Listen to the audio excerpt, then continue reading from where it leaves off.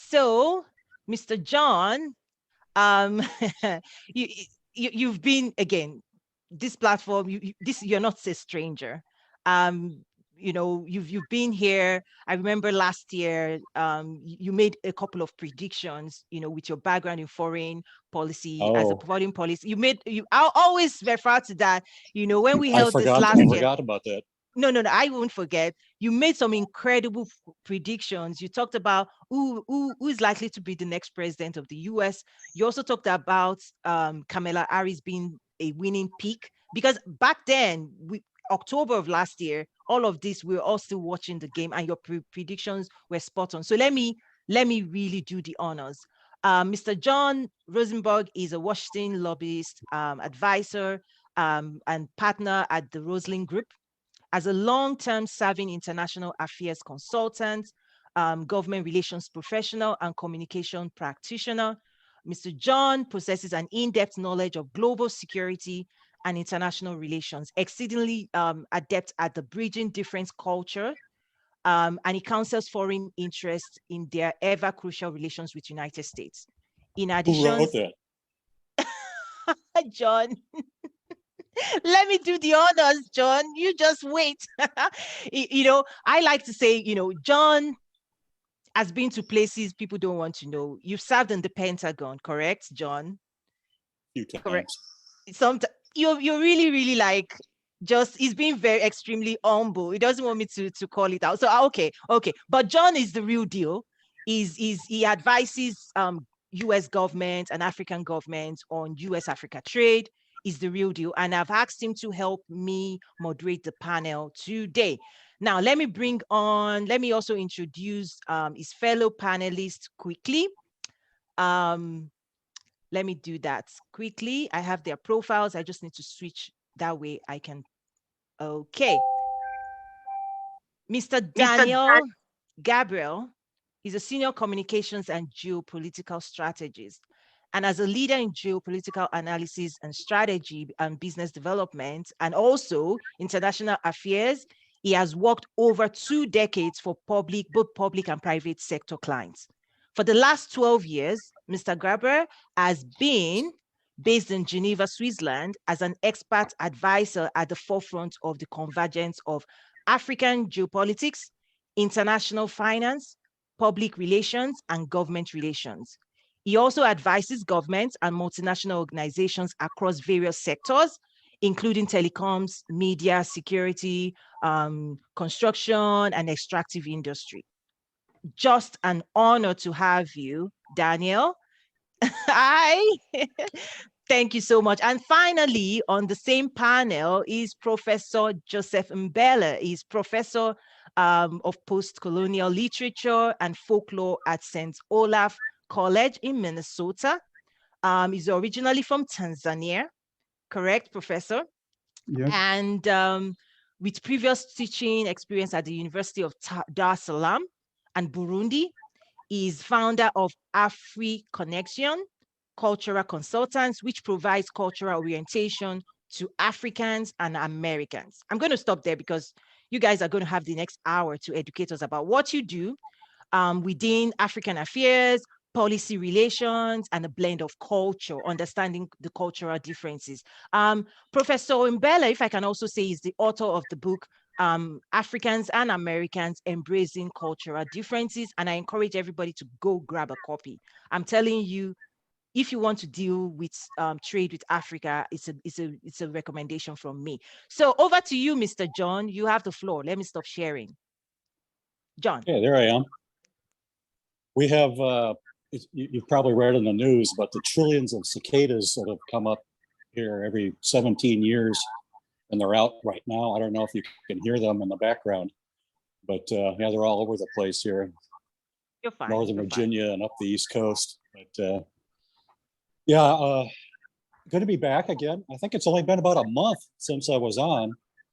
So I want to kind of retreat more into the background and let my two other panelists kind of run with it today, let them shine. But over this past month, there have been a few things that have occurred here in Washington. I would like to do a quick update on those. just to maintain the continuity here. But now, my girlfriend has been taking Toastmasters, and she was criticizing my past appearances on here, saying I don't look into the camera enough, and I'm looking around all the time, like the last panelist was doing, looking straight ahead. But I've taken some notes here that I'll quickly go through, and then kind of turn it over to my other two. But today is all about education, and I was thinking about that earlier. Lobbying is really educating. That's what it's about. People think lobbying is about backroom deals with cigars and drinking scotch. And okay, there's a bit of that. They think it's about spinning news stories. Okay, there might be a bit of that, but it's mostly about educating decision makers here in Washington about your needs, about what a certain country is looking for, what they want. It might be help with visa matters. It could be military training. It could be any number of things. But it's about educating in ways that your embassies here cannot do. And likewise, it's about educating you on Washington and how things work. And it's the process of making laws and legislation is what was said half a century ago or more. It's like making sausages. It's not for the faint of heart. It's a complicated process. And then the second half of not lobbying, but education here today will be the professor and Daniel and myself somewhat talking about educating on how different cultures work and how to approach them and the do's and don'ts. And we can also take it back this way, the do's and don'ts in dealing with Washington, dealing with Americans.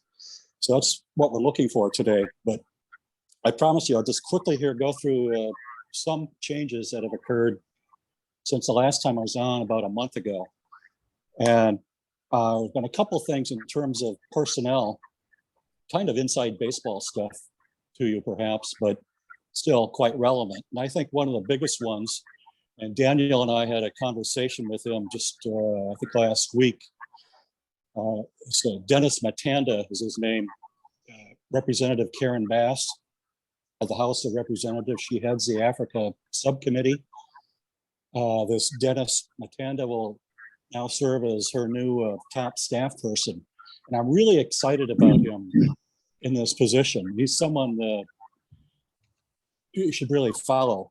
He does not come from a political background, which I find intriguing.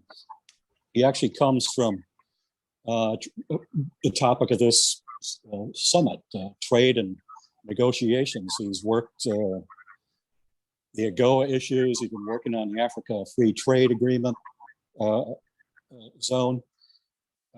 He's worked in private equity quite a lot, investment in African financial institutions. So I know I've met him in the past in passing, but we had a very fine conversation about a week ago, and I'm really excited to see him in this role. And Daniel, do you have your mic on?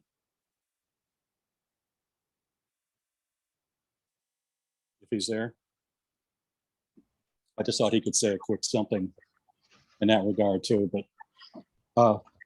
a second person who has now come into office a month ago when I was last here, she was not yet approved by the Senate, is Samantha Power, now of USAID. She's in her position, and she should be a major player in African policy. I heard someone yesterday, one of the panelists, talking about MCC here and how 70% of their compacts go to African countries. Well, it's sort of the same with USAID. I don't know the exact percentage, but somewhere around 60, 70% of USAID activity is also Africa. So that means someone like Samantha Power is going to have considerable say on how the US government interacts with the continent. So those are two, from a personnel standpoint, things that have changed since I last saw you all. And Samantha Power has been taken up with COVID response, vaccines, and Gaza has kind of taken up the time so far. But for the most part, Washington, as it was a month ago, is still focused primarily on the Ethiopia issue. Yeah, all this talk, Toyin and I get into this every time we talk, either on the phone or I appear at one of these events of hers. It's almost a chicken and egg thing. It's nice to talk all the trade and investment, and it will happen. But investors want security, and I'm always maintaining that political security and actual security is paramount. Yeah, especially if you're going to get American investors interested in it. The U.S. has fallen off, and with all these events such as Nigeria starting to fall apart again, the Sahel has been on fire. It keeps getting worse and worse every week, every month. Ethiopia is hair raising, the Horn of Africa, and I can go on. But what attention is being paid to Africa is largely on those issues right there with security and with Ethiopia and the like. Now, I was going to say a few more things about the National Security Council and the like, but again, I don't want to get too inside baseball with you today about what's going on in Washington, but the action here is really in the House and the Senate. Those are the places to watch. That's where the best focus, the best attention, the best policy solutions are originating from the House and Senate. And well, like I said, Representative Bass's office and Congressman Chris Smith, the Republican congressman from New Jersey, that's where the best Africa analysis policy is coming from. And on the Senate side, oddly enough, it's not the chair people of the Africa subcommittees who traditionally carry the weight there, but it's the actual head of the Foreign Relations Committee, Senator Menendez, and his counterpart, Senator Risch from Idaho, who also are leading the way when it comes to Darfur and Tigray, again, Ethiopia. And that's largely all I have to say for an update standpoint from my appearance here a month ago. And we may want to segue now, if Daniel has anything more to add about the security component I was just discussing. Are you there? Yeah, I'm here. Can you hear me? Yeah, Daniel's been with me in most of these meetings, so it's good to have him back in Washington after all these years in Geneva. So yeah, he's been privy to all these conversations and insights that I've had this past few months. I just thought that, John, maybe you can add a little bit to some of the things that happened last week. For example, the Senate hearing that happened last week on Ethiopia. If you can just add a little bit more on, for example, that most people don't know that when it comes to the importance of what kind of questions and what is being put on the floor there and the decisions made, the composition of the composition of the committee and the fact that it's actually split 50-50.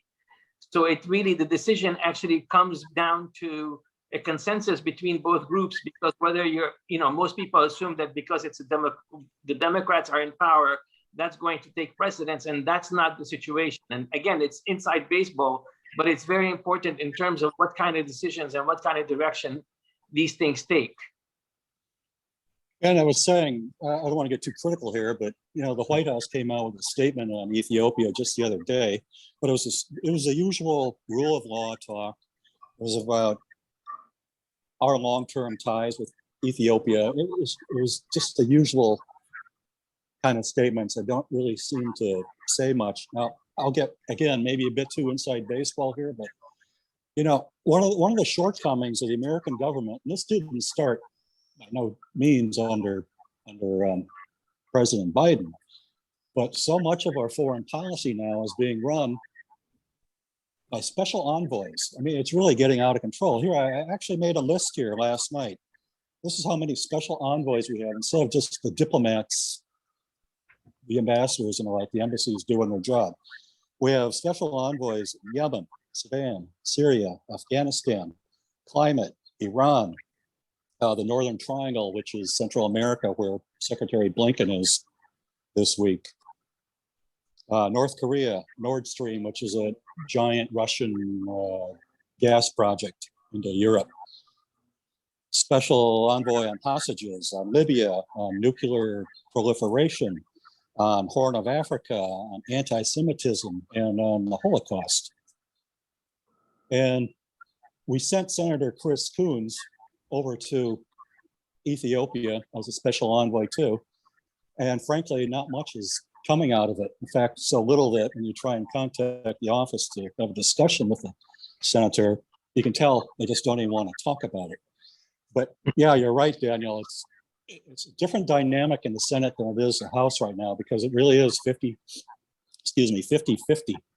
And one good thing about the House and the Senate when it comes to foreign affairs and the Armed Services Committee, and I've said this several times on Toyin's platform here, they generally work well together in harmony anyway. So yeah, I'm really happy that Capitol Hill has its act together when it comes to not just Africa, but foreign policy in general. And with that, why don't we turn to the professor, unless you have something more to say. Go ahead. Well, you were the one who actually watched the hearing on Ethiopia. I did not have the occasion to catch it. No. Is the professor on? Do we have him? Yes. Can you hear me? He's Yes. all dressed up for us too. Oh yeah, for the first time in my life. So And you're the one who told us to be. I know, but Okay. I watched everybody else, and they're so formally dressed. You know, everybody's going to be surprised to see me this way. Everybody who knows me. But anyway, thank you very much. And I really want to thank Toyin for inviting me. And I'm a teacher. I teach literature. I teach folklore. And people might wonder, what am I doing in this conference? You know, people doing trade and business. And I don't think I've ever sold anything in my life. So, so what am I doing here? Toyin has helped me to discover a dimension of myself that I think I can develop by interacting with this kind of people that we have in this conference. And so I thank Toyin for being very, you know, firm about that and just putting me up here. As a teacher of literature, I deal with people. As a teacher of folklore, I deal with people. People tell stories, you know, the traditional storytellers, you know, folk tales and myths and legends, all the singers, and what they tell us about human beings, human relations and values, our dreams, the challenges of life and relationships. Those are the things I deal with.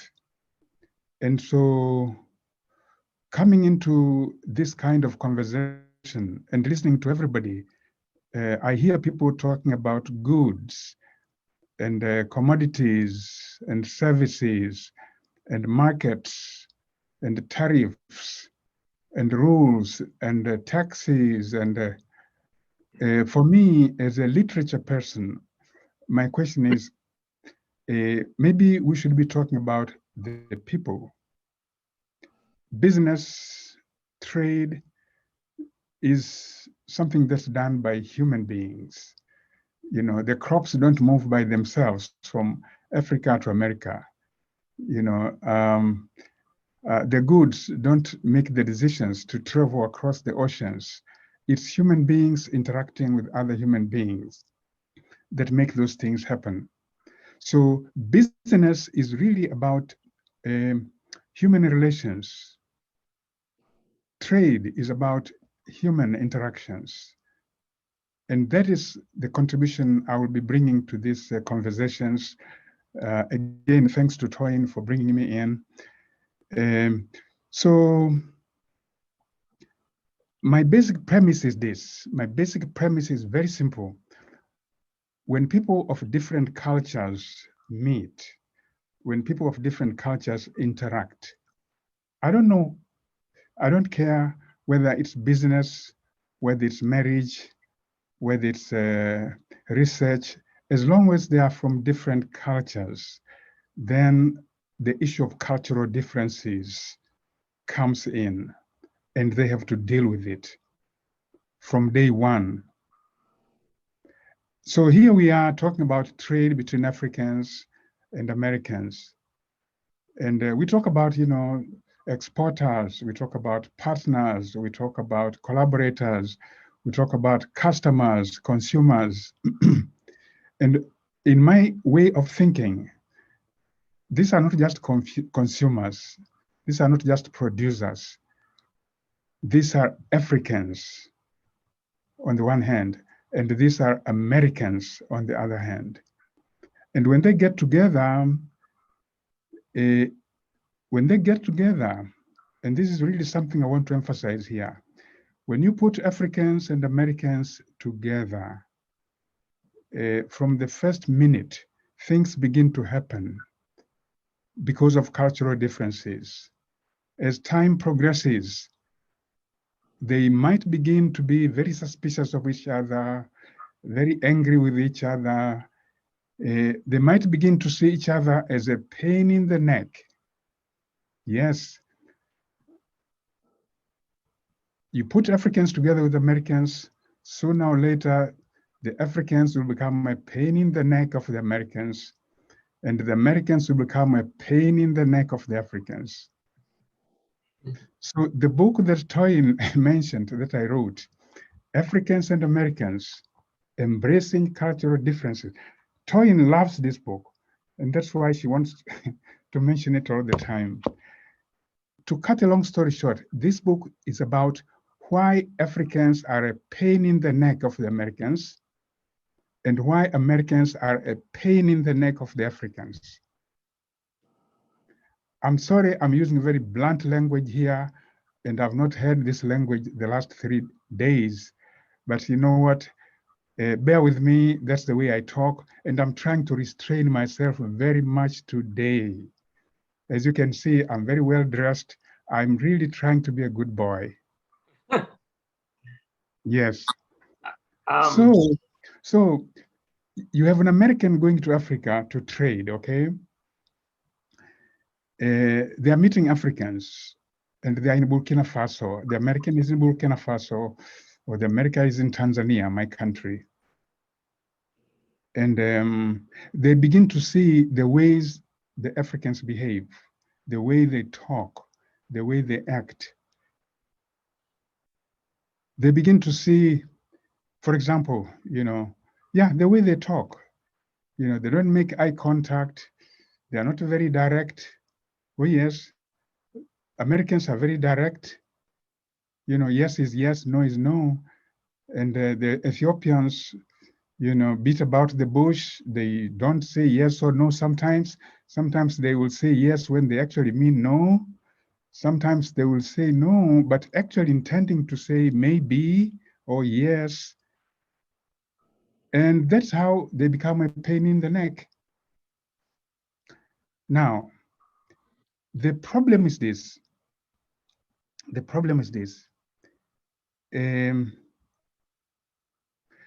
American will sit there and observe these things. And for example, the Africans are not on time. They talk about a meeting which starts at 9. The American will be there. The Africans are not there. And so the American will begin to get very anxious, perhaps very angry, and asking questions, why are these people not punctual? Why are they not on time? These are the kinds of things I'm talking about. So talking about just time as an example, there is a chapter in my book which is titled, Time Flies, but not in Africa. Think about that. Time flies, but not in Africa. The American will be there asking all kinds of questions. Why are they not punctual? Why don't they learn to be punctual? They said they would come at 9. They are not here. In fact, they all have watches. The American will be surprised. The Africans have watches on their hands and they are not on time. These are the kinds of issues that concern me. And there are many in the book. Professor? Yes. I was just thinking of another one that occurred to me many, many years ago, a few decades ago, first starting to work with Africans, is Africans will read their emails and just don't respond to the emails so often. And that's another frustration that I've had. Thank you. Thank you very much. And then you come to the other side of the equation. When Africans are here in the USA, or when Africans are dealing with Americans now, so they've come all the way from Nigeria, then Washington, D.C., or in Los Angeles. For them, it's also a nightmare. Everything happens on time. Meetings start on time. The buses leave on time, and they have to run all over the place to be on time. And that's the nightmare for the Africans. The way Americans do things, that's a nightmare for us. Well, Daniel, what about Africans in Geneva? I mean, Geneva makes the United States look laid back. Let me take it into another direction, if it's possible, with the professor. I think it's these cultural differences and nuances, etc., are extremely important, of course, to understand each other so that misunderstandings don't take place. But if we can also take the similarities between cultures and how, I think we discussed this a bit yesterday with the professor, as to look at issues, for example, that affect, we were talking about investors and we're talking about countries and politics and so on also. And for example, if we look at the similarities between cultures in the Sahel region, or as we discussed yesterday in southern Tanzania and north Mozambique, and how these similarities between the culture make it such that when you have a political pathogen, for example, to quote our friend, Dr. Ted Karasek, when you have a political pathogen as political Islam that invades and creates havoc and creates problems in the entire area, and tremendous amount of losses, as when we are seeing and witnessing now in Mozambique, how can you take those kinds of similarities between the cultures, between, let's say, southern Tanzania and north Mozambique, and turn it into something that actually works, or even educate the corporations and the companies and Americans that come to that area to understand what they're dealing with in terms of people. Professor, you spoke about stories and dreams and so on. And people in those areas also have stories and dreams, etc. Yet they're dissatisfied and unhappy and manage to join these groups that create problems for the countries, internationally, etc. And what can be done about that? Okay, so the point I was raising, and I'll get to your issue, in a minute. The point I was raising is this: I really want to see Africans as people who share a lot in common, and I think in some ways that touches on what you are saying. That's why I have the two groups: Africans on one side, Americans on another side, and I want to see interactions between those two groups, because there are differences, of course, within Africa. There are differences within America, but my focus is on the things that make Africans alike. And I have the proof of this in the sense that the Africans who listen to me talking about those differences, for example, the way we handle time, it doesn't matter whether we are from Sierra Leone or Mozambique or Egypt or Ethiopia. The way we communicate, it doesn't matter whether we are from Nigeria or Zimbabwe. Those are the things that are used to just lump all the Africans together. And then with Americans, and I think my approach is very, very vital, because when an American goes into Africa, no matter where, South Africa, Zimbabwe, Burkina Faso.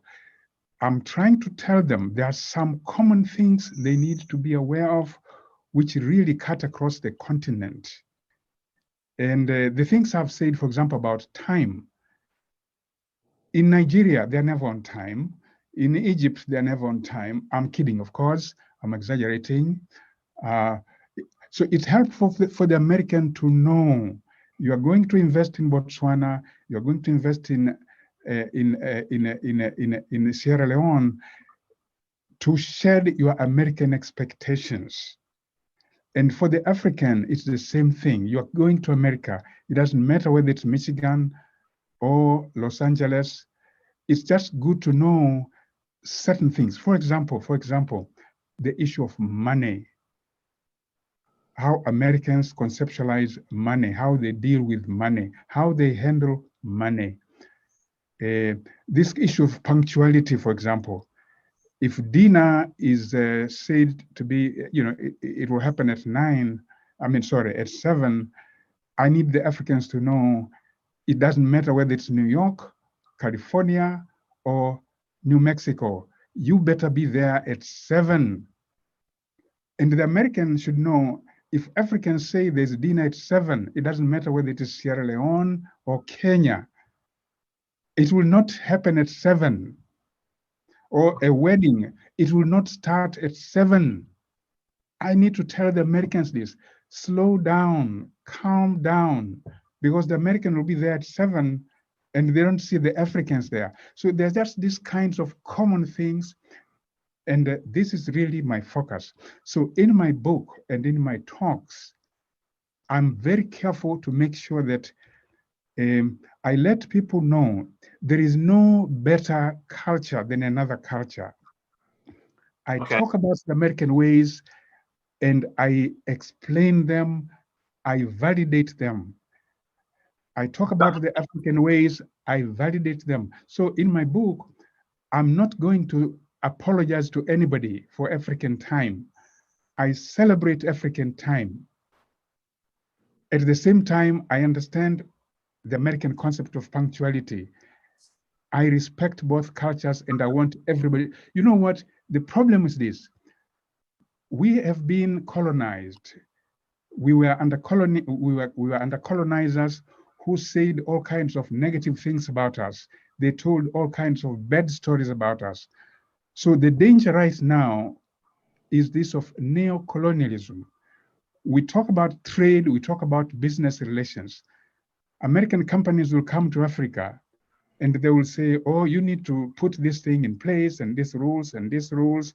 And you must, create an environment that's, good for business, those kinds of, you must exterminate corruption. They use the word corruption.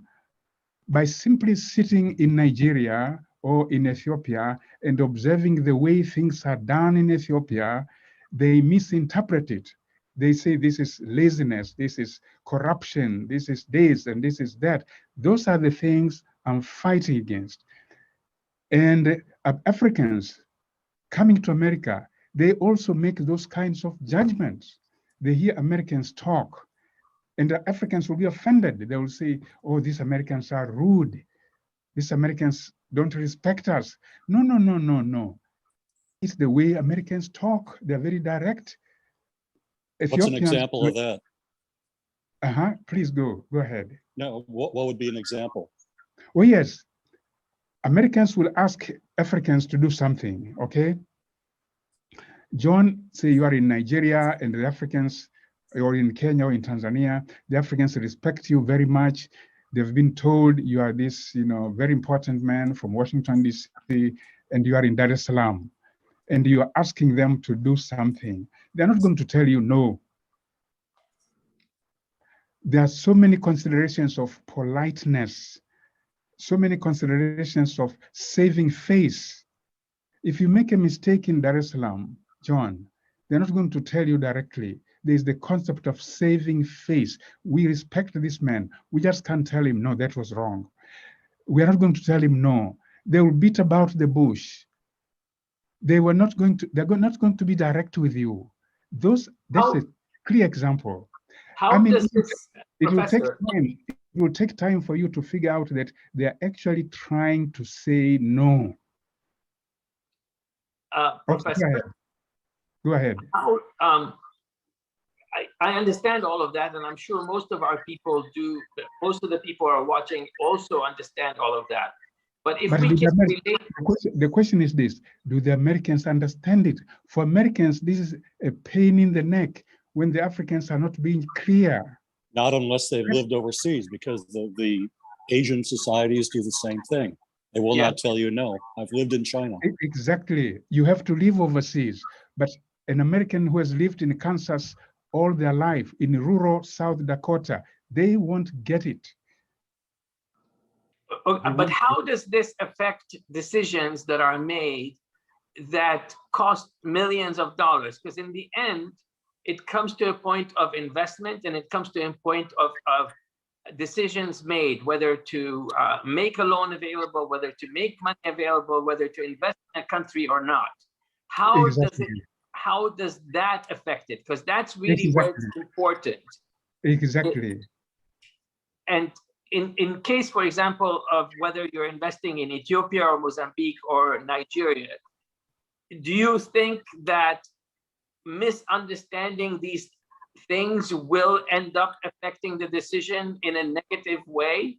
Or people, Americans, grin and bear it and realize that that's the cost of doing business in this country, and we move on because the investment is more important? Okay, good question. What I would like to happen, what I would like to see happen, and that's what I'm encouraging, I like people to learn about each other so that they don't just have to put up with these things. Inwardly, you are complaining and you are saying, oh, these weird Africans. And yet, in public, you just have to go on with the deal, to the negotiations, but you are very miserable. And you don't really like being with those people because they are so weird. And the Americans, the Africans, you know, they're talking with the Americans in the meeting, and after the meeting, they go back to fellow Africans and say, oh, these weird Americans. And the Americans go back to, what I would like is for people to be really comfortable with each other. You go to the Americans and you really know their ways and you are okay with, I am that kind of person. I don't see Americans as weird at all. In fact, I like them because I know them. I anticipate their behavior. When something happens, I know what will happen.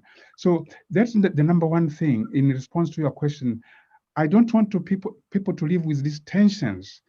I want people to understand each other and embrace the differences. So when the American flies from Kansas City to Kaduna, you know, they are not bothered by the way the people in Nigeria talk. They understand. They give them the time. You give them the time. Okay, go ahead. Then look internally here. You are right now 30 miles away. What's that, 40, 50 kilometers away from where George Floyd was killed. Talk about miscommunications, misunderstandings, different cultures. You know, that's right here. That's right there in Minneapolis. So you don't have to go to Dar es Salaam to have misunderstanding. Exactly. So the thing I'm pushing is this. The thing I'm pushing is this: to create mutual understanding, so that when the American goes to Africa, for example, again, I'm talking about these generalizations. I'm looking at the Africans as one thing, and I'm looking at Americans as one thing. There are many risks in doing this, but I have compelling reasons for doing this. Look here, the American writer James Baldwin, an African-American writer, since you are talking about George Floyd, African-American writer James Baldwin, he left the US, went to live in France. And when he was in the US, he just felt, we are Black people, we are different from the white Americans, you know, we will never be together, we'll never. That's what he was as a Black man in America. He goes to Europe, he lives in Europe, and he writes this essay. He says, on what it means, on the discovery of what it means to be an American. You can Google that, on the discovery of what it means to be an American, by James Baldwin. Here is what he says. He discovered when he was in Europe that he was just an American like any white American. Go to Google and type on the discovery of what it means to be an American. So I have this point that Americans are just Americans. They have their own differences, but those differences don't matter when they go abroad.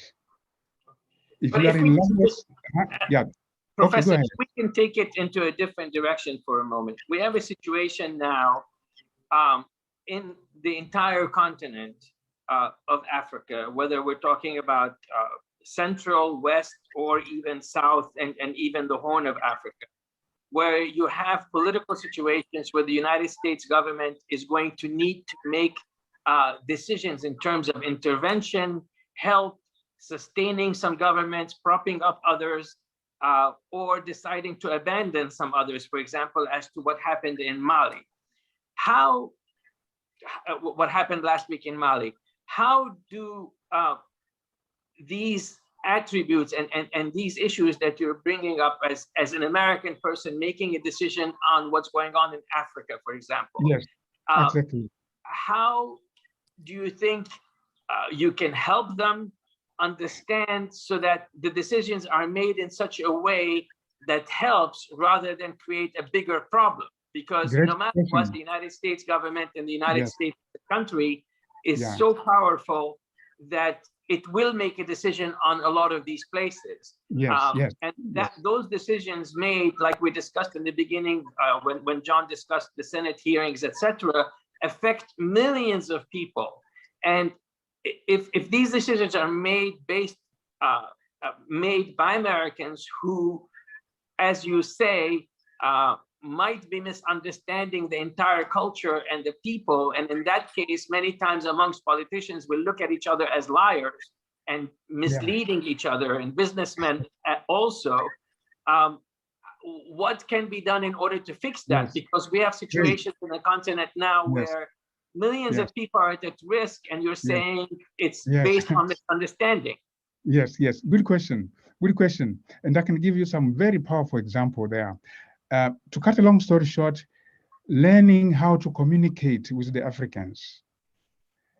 Say Africans in some place, like maybe like you mentioned, Congo or someplace, something terrible is happening and you are the American diplomat, you just need to know how to speak to them.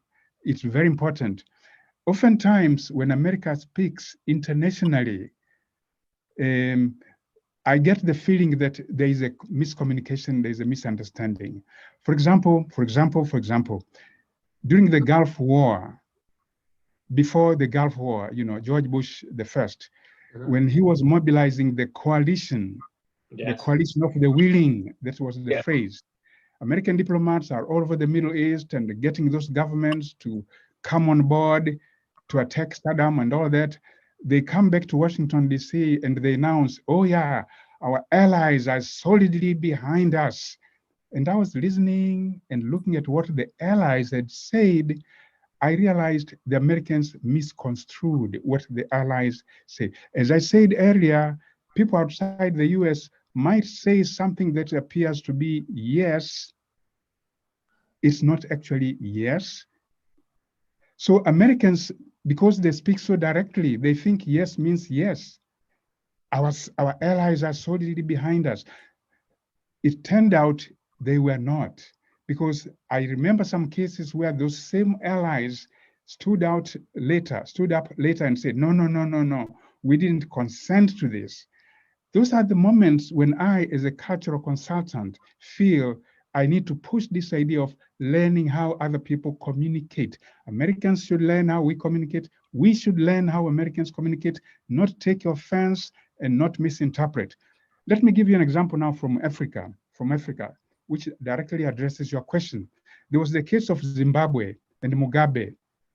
Yes. Mugabe was being portrayed all over the world as a dictator. He's nationalizing all the farms. He's so terrible. And Americans were saying to the Africans, why don't you do something about Mugabe? Why don't you do something? And the Africans were not doing anything. As a cultural consultant, I was very amused by that crisis. Because from an African point of view, Mugabe is a very old man. He's like a grandpa. And who among the African leaders would dare to attack, to criticize an old man, a grandpa figure? So there was tension going on, and I was really amused there. I knew the Americans would not achieve anything if they wanted, say, the president of Tanzania, and his name at the time, I mean, the president was Jakaya Kikwete, a very young man, just about my age. Jakaya Kikwete was my age. We were in school together. You expect me to criticize Mugabe, a grandpa? No way, no way. So it didn't work. But the Americans were very adamant. Why don't the Africans do something about Mugabe? The Africans didn't do anything. There are those cultural values in Africa. You respect the elders. The elder is never wrong. Unfortunately, in our culture, it will take you a long time and a long process to make a point that the old man is wrong or the elder is wrong. It's very hard. That's one of the most difficult things for Africans, to tell an old person that he or she is wrong. These are the things I'm talking about. Americans should have never tried to push those Africans, to do something about Mugabe. The more they did it, the more the Africans resisted them. That answers your question in some ways. Well, up to a point, because also Mugabe, I mean, I can see from the African perspective, Mugabe fought for liberation. He did all kinds of things. But I do agree with you. John and I have been in situations before in front of presidents, etc., where their staff are afraid of saying anything to them, or even correcting them or correcting their thinking, even though they were completely wrong. So we are sensitive to that and understand it. But at the same time, I think it's important that some of these ideas that you're making and some of these points that you're making translate into a situation where it can be applied in a way to help decision-making processes. Because, for example, what you were talking about in terms of Mugabe and saying he's an old man, therefore we cannot correct him. Yes, but in the meantime, thousands of people, millions of people are being affected by this grandpa who was affecting people in the wrong way. So something has to be done. And what is done, and what is the way, let's say, culturally and sensitively to deal with it? Let's say you're saying of what can't be done because of the respect towards an old man and a grandpa and so on. Well, what can be done? Good question. You know what? You need to get an old man like President Kaunda. And that happened, I believe. You get an old man, a retired president, no longer president, but a very highly respected old man, Kenneth Kaunda. You try to persuade Kaunda to go talk to a fellow old man, Robert Mugabe. That's the way to do it. It was a mistake for Washington to expect the president of my country, a young man, to do something about Mugabe. It was wrong for Washington to expect a young Nigerian president to do something about Mugabe. Get the old African leaders, wherever they were, retired presidents, they could be 90 years old. Obasanjo is very good at that. Say that again. Obasanjo is very good at that. Exactly, and Obasanjo is all over the continent now. He came to my country a few days ago. He's everywhere, and the Africans love that, because he's an old man moving around the continent, sorting out these Africans. That's what we like in Africa. Good luck, Jonathan was just in Mali, but he's not that old, but yeah. So if Washington can learn this kind of lesson, get the old Africans, so we're saying that is the one of the ways of solving these problems is creating a delegation of retired old African leaders to go to different countries and influence those presidents in one way or another. That will resonate with the Africans. That will, if they ask my opinion, if the Americans keep asking me, now what do we do? There's this mess going on somewhere. Those are the kinds of things I will tell them. And you know what? The Americans will avoid being misunderstood in Africa, because the danger now is this: Americans are seen as pushy. You know, they're bullying us. They're doing this and they're doing that. There are other ways of doing things, and so what I do, whether you're talking about international politics, whether you're talking about trade, whether you're talking about, as I said at the beginning, as long as it involves people of different cultures, you really have to be aware of the cultural differences, study them, and take action accordingly. That was my first premise. Any relationship involving people of different cultures brings up this issue of cultural differences. So absolutely, you guys are into, go ahead. Would an old woman carry that same stature? Absolutely. Joyce Banda, Ellen Sirleaf. I have seen it in my village. And I mean, for the Africans, if you are the oldest in any gathering, you get that respect. It doesn't matter whether you're a woman or a man. As long as you can come out as the oldest. That's why when you ask Africans, you know, what is your age? When were you born?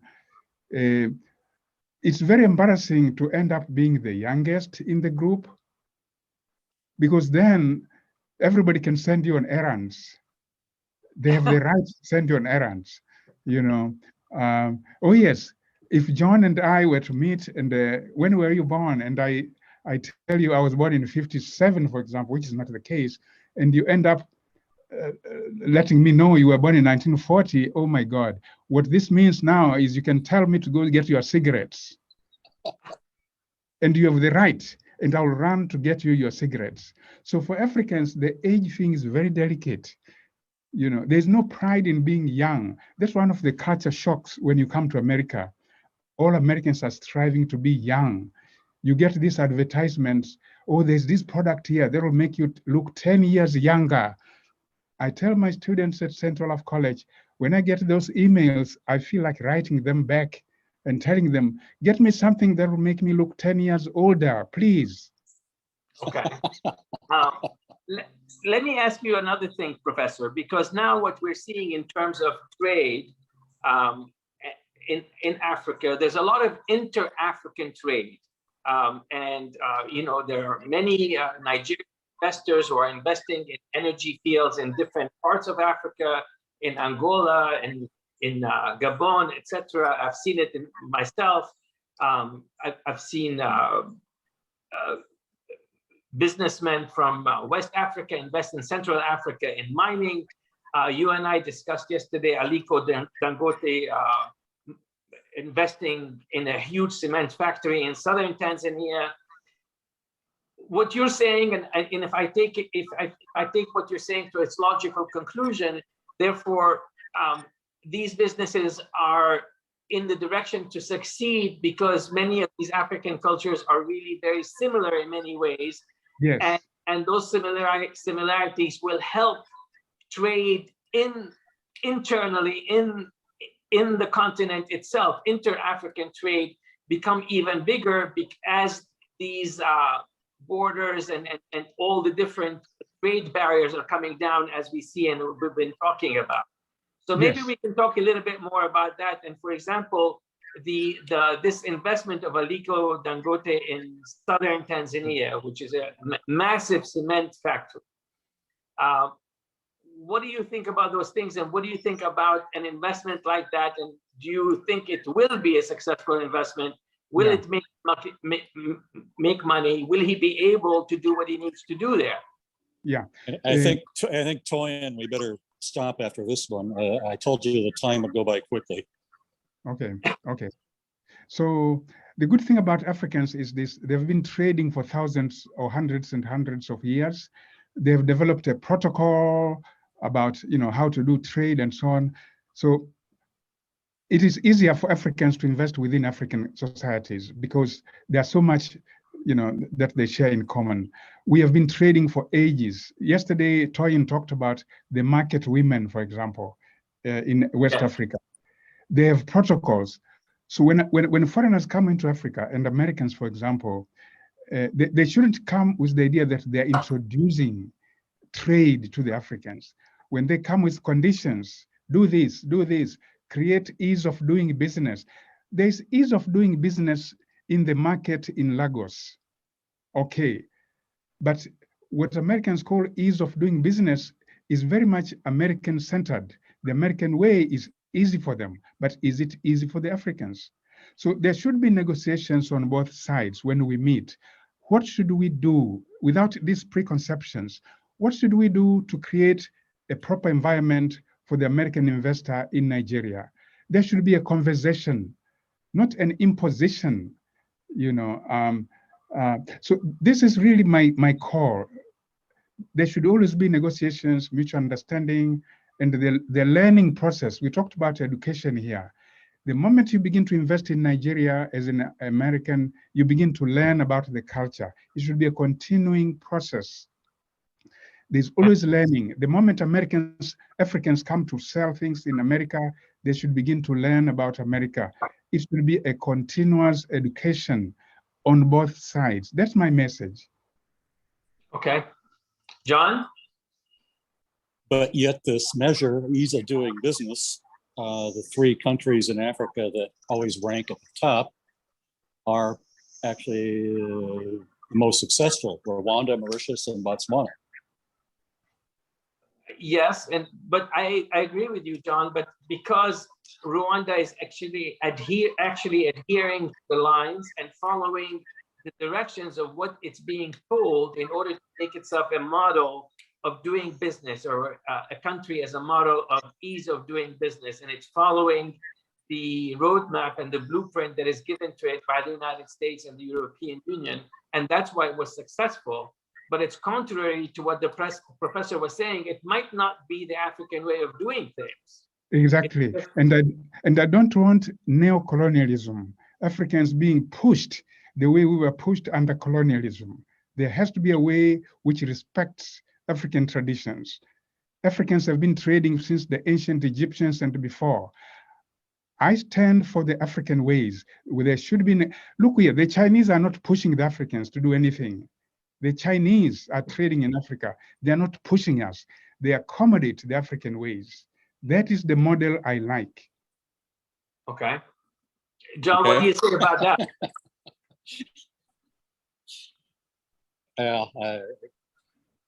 Someone was on this Colonel Wyatt was on Toyon's program here 2 months ago. He spoke, and I agreed with him completely. I do not like this idea of models in the first place when it comes to whether it's trade or whatever. No, I don't see China as a model. It can't be replicated anywhere in Africa. I just don't see. I don't know. I take issue there, but anyway, Toyon, are you there? I think we're out of time. Yes. I have to get running. Yes, and this has been, in fact, I'm looking at the chat. Let me quickly read a few comments, and maybe you if you are able to take a question or two before you have to go. Is that okay? Good. So Miss Sherry Jefferson says, I think when America speaks to other countries, they speak as the authority, and the other country is not the authority. We have to have mutual respect for all countries. We are all different, but in the whole scheme of things, we want the same thing. Wow. One way I will agree with the professor in China is exactly that, what this person was just saying. An African head of state comes here, they're not going to see President Trump, they're not going to see President Biden, Obama, etc. They have to be seen in tranches. Whereas they go to China, they get an audience, they get treated properly. That's one way. Yeah. Yeah, I agree with John, and I agree with John, and I agree with Sherry and what she's saying, that the United States, when it comes to that, is actually acting as the authority and giving directions on how things should be, rather than listening. That's for sure. Wow.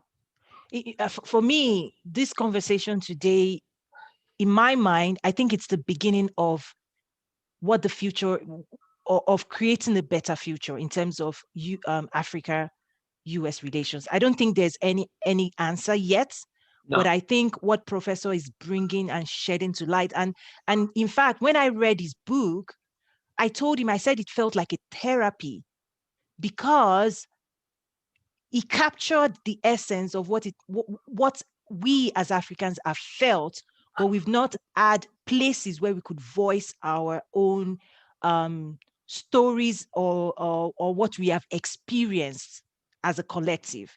So his book, I think it's probably the first book that really grounded this idea that Africans have ideas and a way of being that has been disrupted and continues to be disrupted by the world. And probably going into the future, first of all, Africans need to embrace their identity. I think that was one thing that book, in a subtle way, did, is that Africans need not apologize for being Africans anymore.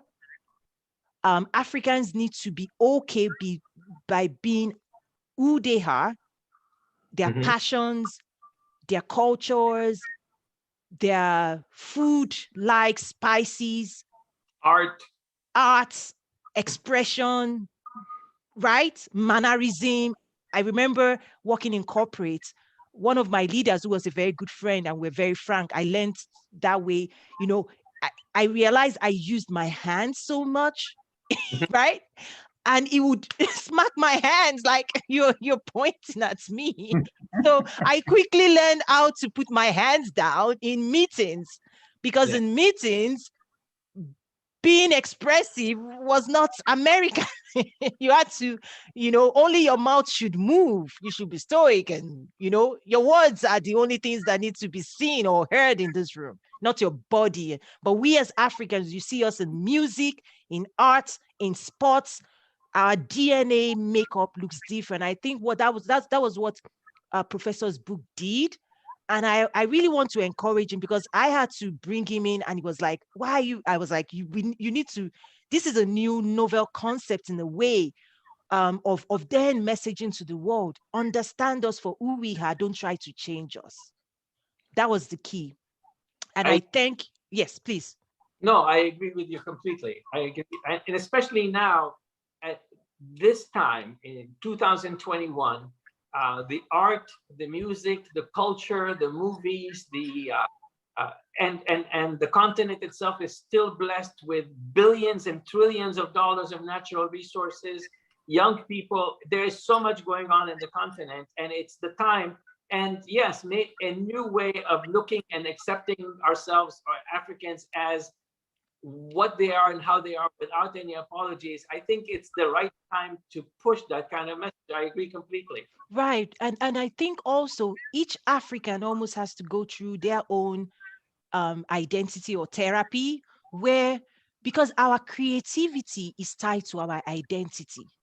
Sure. Because the moment your identity is corrupted, your creativity and how you express and show up to the world is also impacted, whether you like it or not.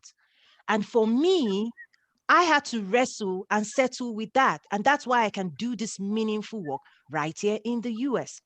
And I say, in a way, I'm mainstreaming the idea of Africa in business, which I have never seen anybody do before. Sometimes it's like a new space of creating this awareness and this embrace of Africa within business, not corruption, not war, not hungry, not charity, which is how we've been portrayed.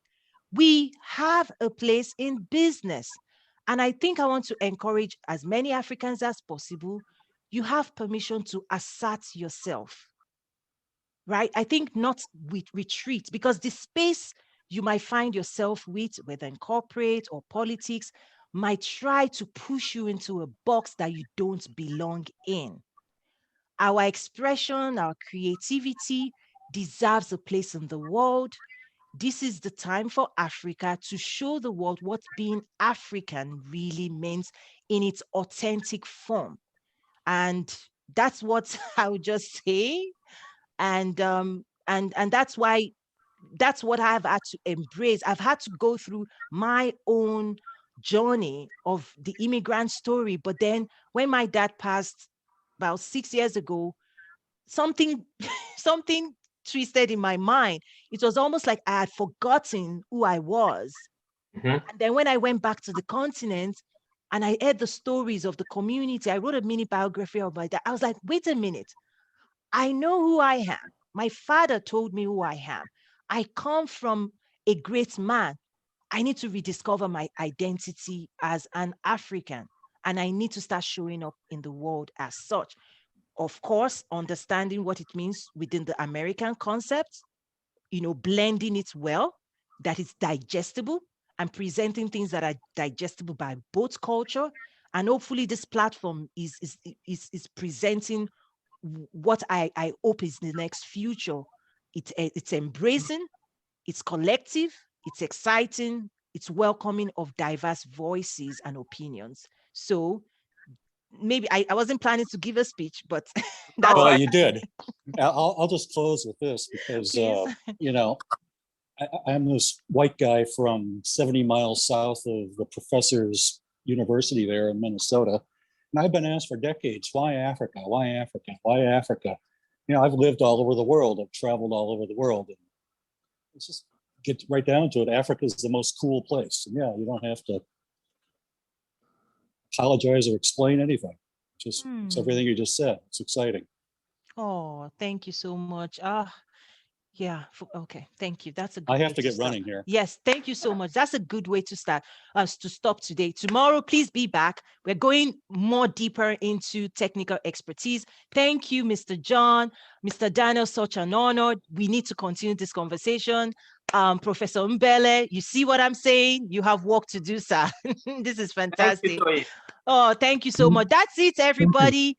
We're going to Thank you move the very much. Yes, we're going to start moving the I'm sorry because of time. On Friday, though, I'm changing the agenda. We're going to give about 20 good minutes. I hope for Friday, more dialogue, more engagement. I really want to appreciate people's time. I know there are so many conversations that people want to have, and hopefully we can create more spaces that is not just once a year that people can learn and grow together. Thank you, everyone. It's a wrap for today, and see you bright and early tomorrow. Thank you also to Mr. Comey that shared early in the morning. This is such a fantastic engagement. We have the questions. Your question is not going anywhere. We're going to be moving it to the platform, and we can continue. Thank you. Thank you, Thank and you, God Toyin. bless. Thank Appreciate you it so very much. much. It was God bless excellent. you. Thank Thank you. you, sir. Bye-bye. Same to you.